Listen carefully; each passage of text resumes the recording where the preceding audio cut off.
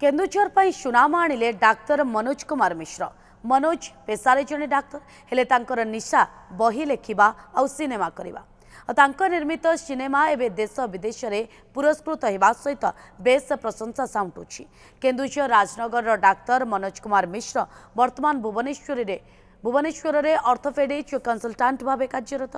6 वर्ष मध्य मनोज द्वारा लिखित 37 बही आत्मप्रकाश कर बेस प्रशंसा साउंटि। तांकर निर्मित सिनेमा 1999 एवं निकट में बिहार ठारे अनुष्ठित नवादा फिल्म फेस्टिवल रे बेस्ट फीचर फिल्म भाव पुरस्कृत होइछि।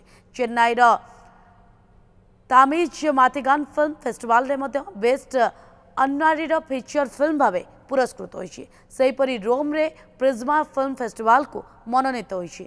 सेहीपरि इज्राएल नाजेतराल फिल्म फेस्टिवल सेमीफाइनाल को मनोनीत होइछि।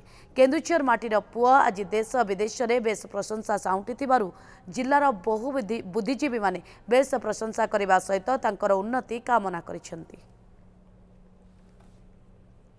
आपण संघर्ष जारी रखु आ सबू प्रोड्यूसर डायरेक्टर कंट्राक्टर रुहतु आपण कला कौशल देखातु जमारू हतोत्साह हूँ ना।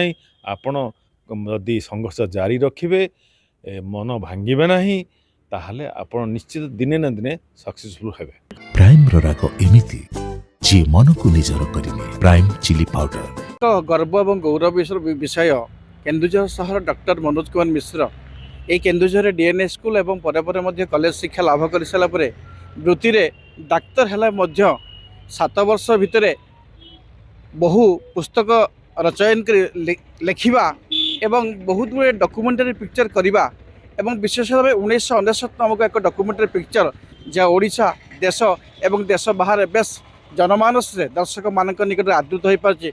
निश्चित भाव में आम जिलापाई ओडिशा एक गर्वर कथा आनंदर कथा।